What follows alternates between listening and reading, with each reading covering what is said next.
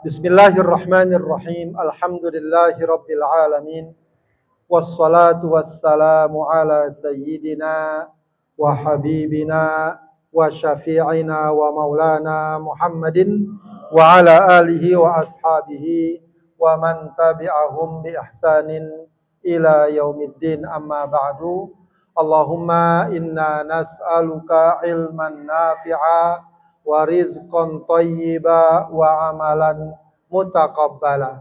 Amin ya rabbal alamin. Para hadirin dan hadirat, bapak-bapak, ibu-ibu sekalian yang dimuliakan Allah Subhanahu wa taala. Alhamdulillah, di sore hari ini walau tadi sore diguyur hujan, alhamdulillah kita dapat melangkahkan kaki kita di majlis ilmu ini.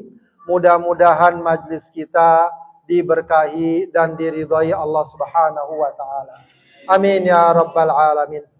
Para hadirin yang dimuliakan Allah Subhanahu wa taala, kita akan lanjutkan membahas kajian kita, membahas kitab Safinatun Najah ya.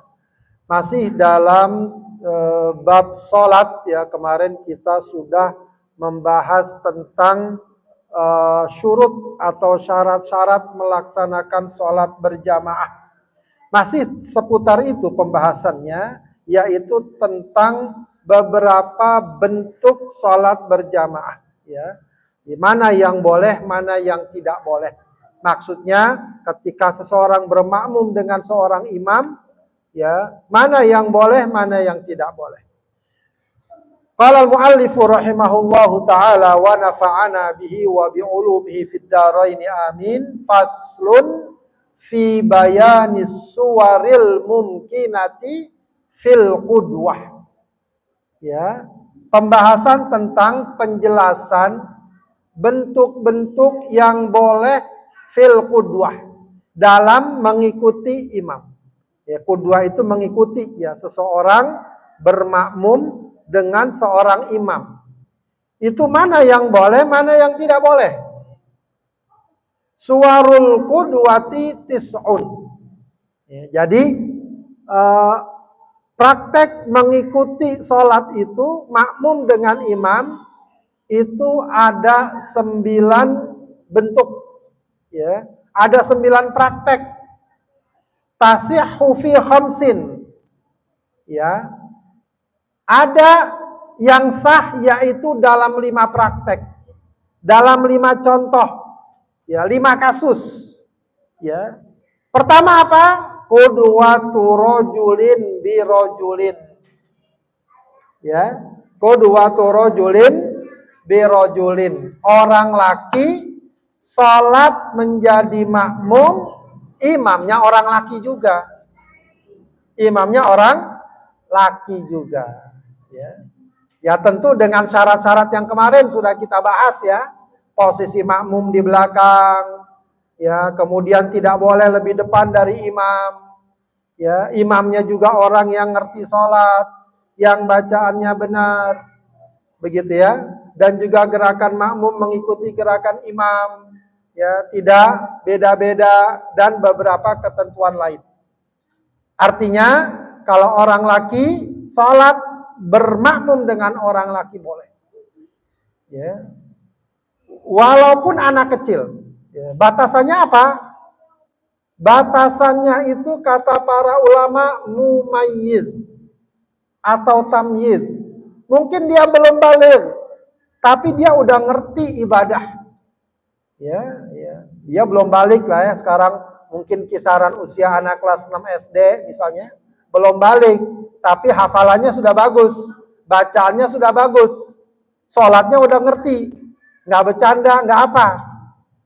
Nah, itu boleh jadi imam. Ya, boleh ya, bukan berarti harus. Ya, tentu saja kalau ada yang lebih tua, kalau ada yang usianya ya lebih besar, bacaannya bagus, tentu yang lebih utama yang usianya lebih tua. Ya, jadi laki dengan laki. Begitu ya. Kemudian wa qudwatum ra'atin bi rajulin. Yang kedua gimana? orang perempuan bermakmum dengan orang laki. Boleh ya, orang perempuan makmum jadi makmum, imamnya orang laki. Ya, imamnya orang laki. Ya, jadi kalau perempuan bermakmum, imamnya orang laki, boleh. Ya, sah berjamaahnya. Kemudian siapa lagi? Wa qudwatu khunsa birojulin. Qudwatu khunsa, ya, yaitu bermakmumnya khunsa. Apa tuh khunsa? Siapa yang tahu khunsa itu apa? Ya, kadang-kadang kalau orang kita diartikan khunsa itu banci, bencong. Sebenarnya itu kurang pas. Ya, kalau yang dimaksud banci itu banci kayak orang-orang sekarang. Kalau banci yang dilihat orang-orang sekarang, orang laki udah bener dia orang laki. Ya, maaf ya. Kasarnya perabotannya laki. Paham nggak? Tapi dia pengen jadi gaya orang perempuan. Gemoy-gemoy apa gitu ya. Ngomongnya ya menyon-menyon lah begitu. Ya, terus pakai lipstik, pakai baju perempuan. Itu bukan khunsa, itu bencong namanya. Ya, kalau bahkan dalam hadis yang sahih, hadis Bukhari, itu dilaknat oleh Rasulullah. Kayaknya nggak boleh kayak gitu tuh kita ikutin ya. La'ana Rasulullah SAW al-mutasyabbihina minar rijali bin nisa wal mutasyabbihati minan nisa'i bir rijal. Rasulullah melaknat orang laki yang pora-pora jadi orang perempuan. Dan orang perempuan yang pora-pora jadi orang laki. Itu nggak boleh. Ya. Ya. Walaupun kadang-kadang suka dibuat bercanda-bercandaan. Ya, pakai daster lah orang laki segala macam. Ya, pakai lipstik, pakai apa, itu nggak boleh. Ya, tidak boleh. Meskipun sekarang ya jadi tontonan akhirnya. Ya, jadi tontonan, jadi gaya-gayaan dan seterusnya. Itu bukan itu yang dimaksud khunsa di sini. Yang dimaksud khunsa di sini siapa? Ya, yaitu orang yang Allah takdirkan, ya, ditakdirkan, ya, punya dua alat kelamin. Ya, ini mungkin jarang kasusnya. Ya, kasusnya jarang. Punya dua alat kelamin. Ya, kelamin laki, kelamin perempuan. Ya, ini mungkin jarang. Dan kalau zaman sekarang itu sudah dengan teknologi itu sudah bisa gampang. Ya, kalau ada dua alat kelamin gitu, tinggal dilihat kecenderungannya. Kalau laki-laki sudah, ya, ya dengan operasi dengan apa dia dituntaskan menjadi laki-laki. Kalau perempuan menjadi perempuan. Kalau ada dua alat kelamin, itu namanya khunsa. Ya, itu namanya khunsa. Kadang-kadang ya katanya sih ya ada yang sedemikian rupa sehingga nggak jelas benar laki apa perempuan. Ya. Nah kalau yang kayak gini itu nggak masalah, dia nggak berdosa karena apa? Memang takdirnya demikian. Ya Musyafa dengarkan, jangan bercanda. Ya. Takdirnya demikian. Ya, takdirnya demikian. Tapi kalau yang tadi itu ya, waria, LGBT, segala macam, itu nggak boleh.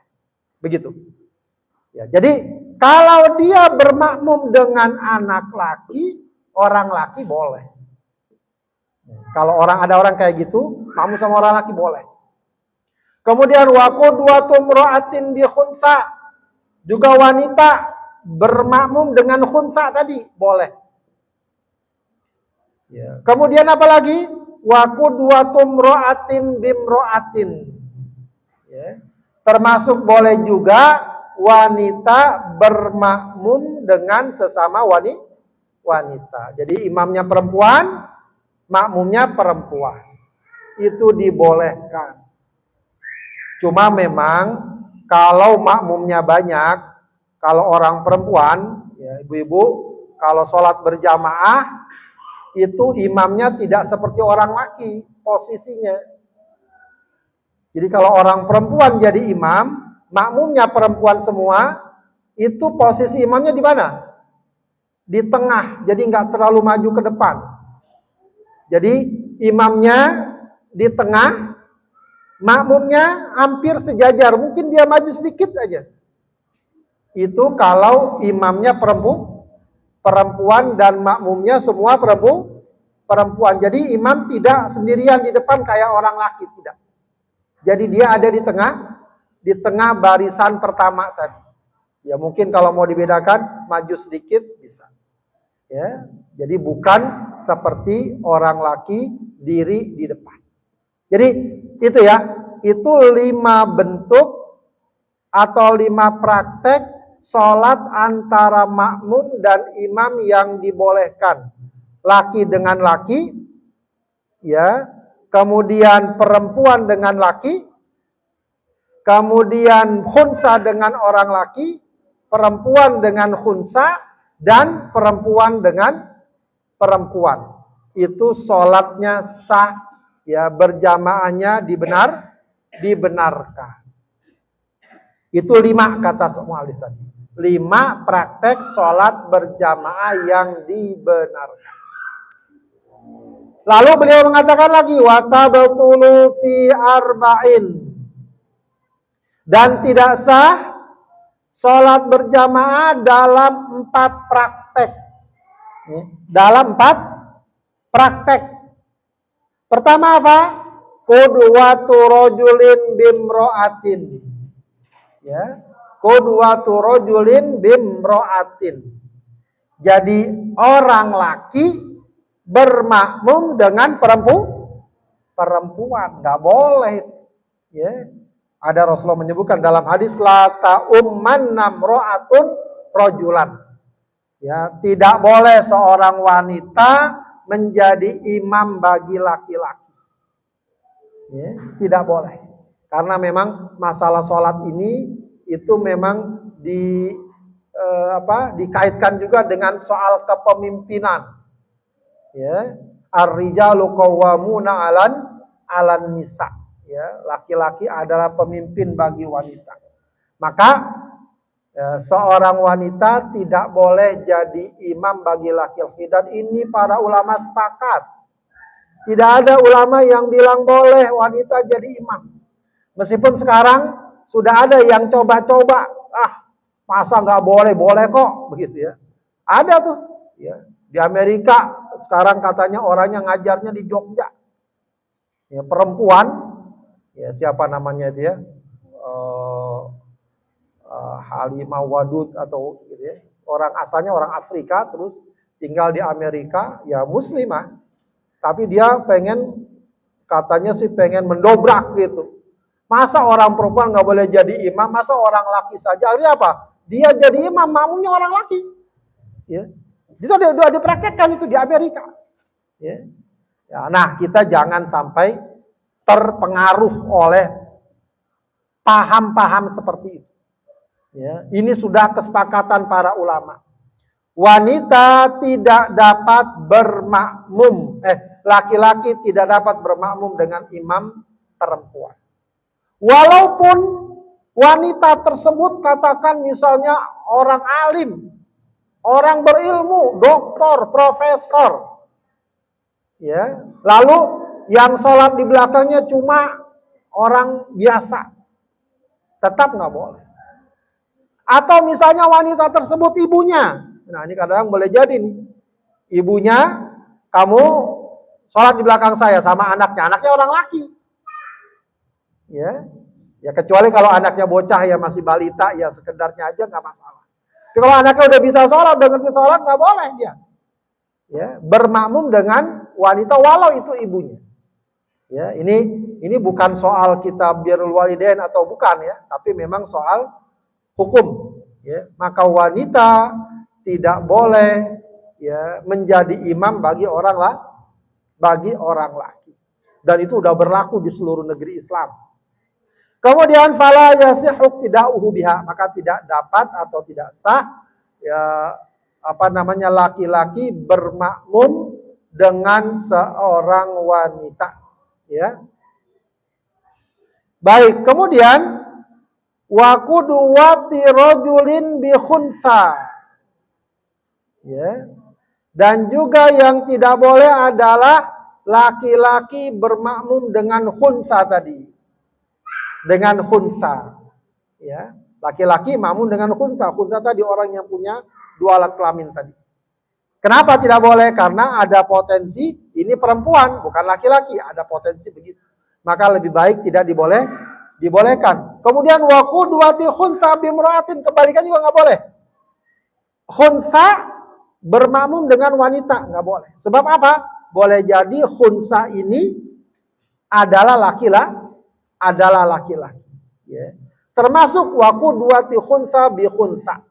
Termasuk juga tidak boleh adalah khunsa dengan khunsa atau khunsa sholat di belakang khunsa juga. Saya kira ini kasus-kasus yang jarang ya. Berarti yang tinggal satu saja tadi yang mungkin terjadi, yaitu dan ini termasuk kategori yang tidak sah, yaitu apabila seorang laki-laki bermakmum dengan seorang wanita. Maka sholat seperti itu tidak sah. Bukan sekedar tidak sah sholat jamaahnya, tidak sah sholatnya. Ya, maka itu hendaknya kita perhatikan ya, agar jangan sampai seseorang melakukan perkara-perkara yang tidak dibenarkan dalam syariat. Baik, kemudian para hadirin sekalian yang dimuliakan Allah Subhanahu wa taala, kita lanjutkan bab berikutnya, faslun fi syuruti jawazi jam'i takdim. Pembahasan tentang syarat-syarat bolehnya jamak takdim. Nah, ini udah masuk pada pembahasan berikutnya nih ya. Jadi kita tahu bahwa sholat itu ada rukhsahnya. Sholat itu ada apa? Ada rukhsah. Apa rukhsah artinya? Rukhsah artinya apa? Keringanan dalam kondisi dan situasi tertentu. Ya, jadi asalnya sholat itu dilakukan pada waktunya masing-masing. Dan rokaatnya sesuai dengan rokaat yang ada. Ya, sesuai dengan rokaat yang ada. Ya, jadi zuhur pada waktu zuhur 4 rokaat. Asar pada waktu asar 4 rokaat. Maghrib pada waktu maghrib 3 rokaat. Tapi jika ada sebab tertentu, seseorang boleh sholat digabung. Ya. Digabung waktunya. Jadi dilaksanakan dalam satu waktu. Yang boleh digabung hanya 2 kelompok. Yaitu apa? Zuhur dan asar, kemudian maghrib dan isya.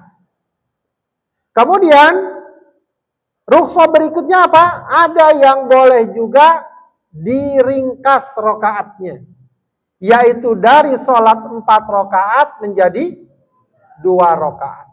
Baik, di sini dibahas pertama jamak takdim dulu. Jamak takdim. Jamak takdim itu apa? Ya, yaitu menggabung 2 waktu sholat pada waktu pertama. Ya, jadi jamaknya didahulukan. Ya, jadi zuhur dan asar dilakukannya pada waktu apa? Zuhur. Maghrib dan isya dilakukannya pada waktu maghrib. Itu namanya jamak takdim. Di sini dikatakan syurutu jam'i takdimi arba'atun. Syarat jamak takdim itu ada 4. Syarat jamak takdim itu ada 4. Pertama apa? Al-bada'atu bil ula. Al-bada'atu bil ula. Yaitu dimulai dengan sholat yang lebih dulu. Sholatnya jamak takdim, zuhur dan asar, maghrib dan isya. Maka harus sholat zuhur dulu, baru asar. Maghrib dulu, baru isya. Ya, itu syarat pertama. Jadi nggak boleh ya, isya dulu baru maghrib, asar dulu baru zuhur. Itu kalau jamak takdim.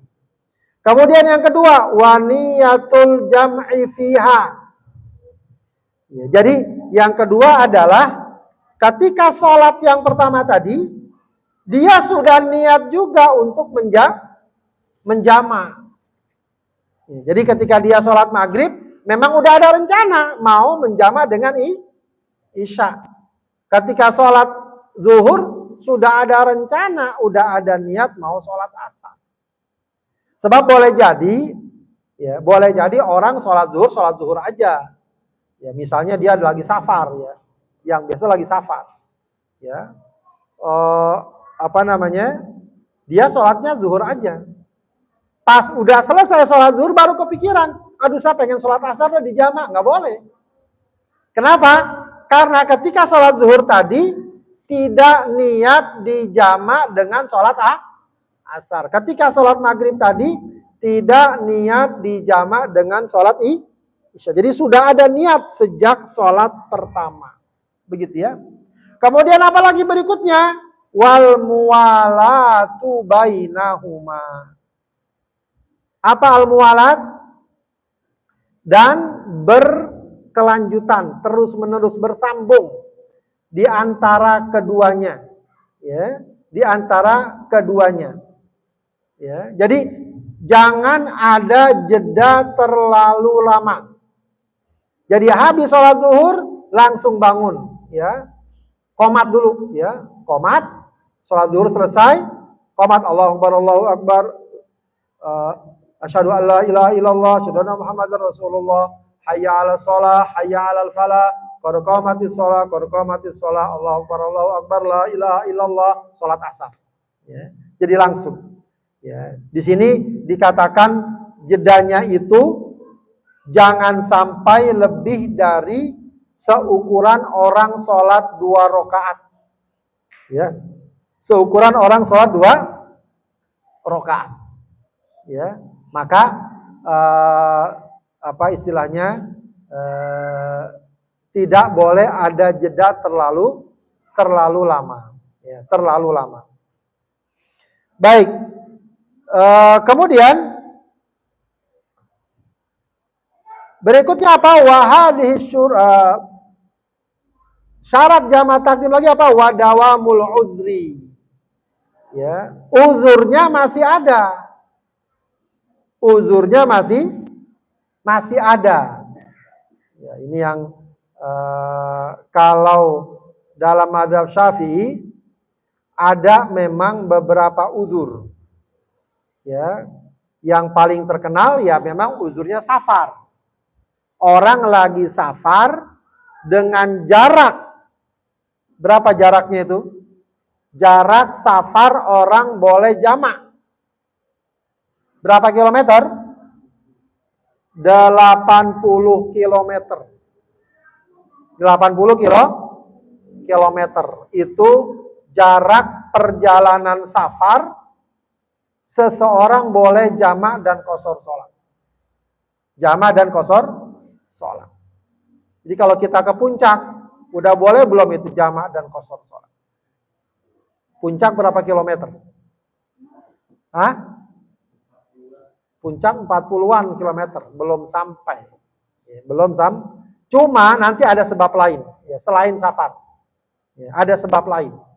Ada lagi sebab lain yang boleh jamak. Nah, ini mungkin kalau kita agak jarang melakukannya. Kalau di Arab tuh orang biasa melakukannya. Kalau hujan. Ya. Jadi kalau orang sholat misalnya zuhur, hujan, dengan catatan sholatnya di masjid. Kalau sholatnya di rumah tidak berlaku. Jadi kalau orang sholatnya di masjid lalu hujan, nggak berhenti itu hujan, ya, maka dia bisa qomat bangun lagi sholat asar. Sholat asar. Agar apa? Ya, agar tidak merepotkannya bolak-balik nanti ke masjid padahal hujan, ya, dan becek, gitu ya. Dengan catatan hujannya masih turun ketika dia selesai sholat zuhur. Tapi kalau pas selesai sholat zuhur hujannya berhenti, nggak bisa dia jamak, ya, nggak bisa dia dia jamak. Ya, lagi-lagi ini memang di negeri kita kurang diamalkan ya, kurang dipraktekkan. Padahal sering hujan ya. Bawaannya rasanya nggak enak begitu kalau di jamak ya. Jadi boleh itu kalau hujan menjamak sholat. Ya, dengan catatan sholatnya di masjid karena dia mau berjamaah. Kalau sholat di rumah jangan dijamak. Wah hujan nih kebenaran kita jamak. Nggak ada kepentingannya.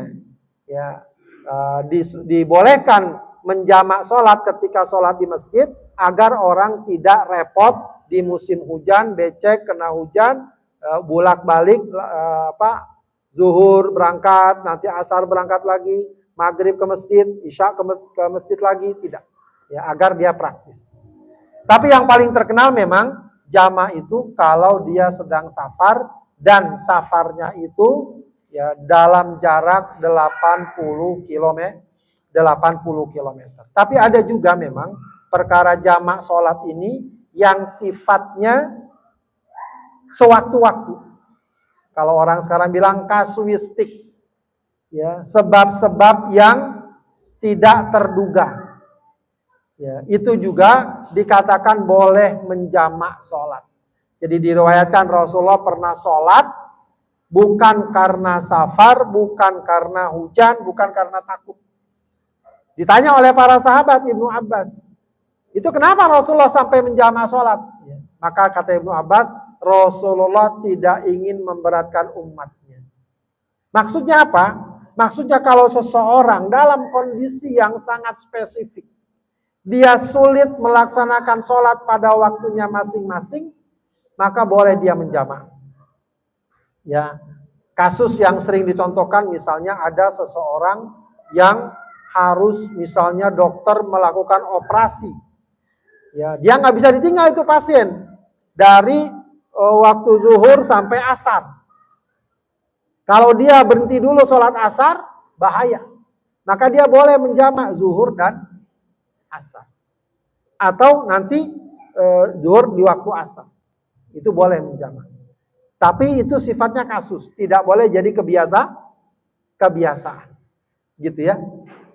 Kemudian juga yang sekarang banyak ya, meskipun ini juga beda-beda orang ya.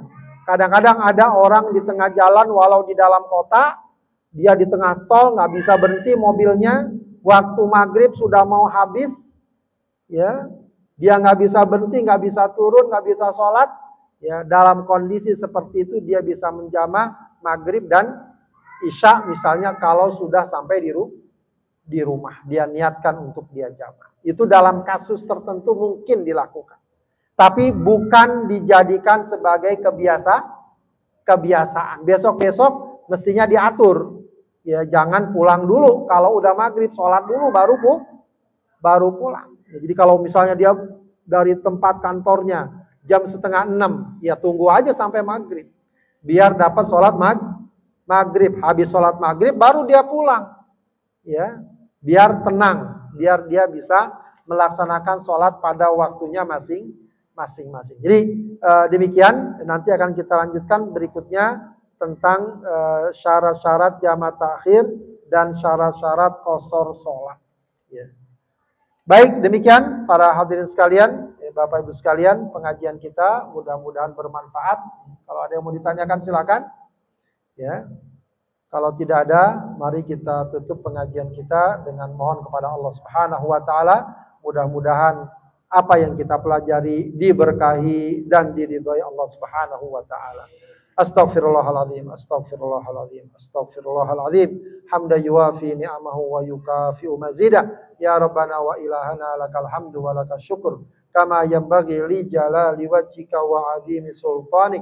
Allahumma salli ala Sayyidina Muhammad wa ala ali Sayyidina Muhammad.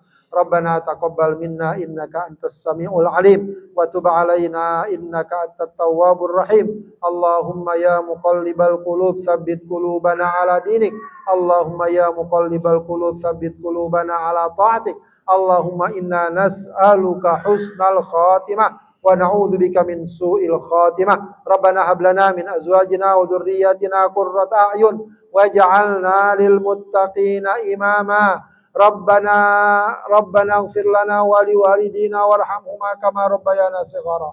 Rabbana atina fid dunya hasanah wa fil akhirati hasanah wa qina adzabannar. Subhana rabbika rabbil izzati amma yasifun wa salamun ala mursalin walhamdulillahi rabbil alamin. Assalamualaikum warahmatullahi wabarakatuh.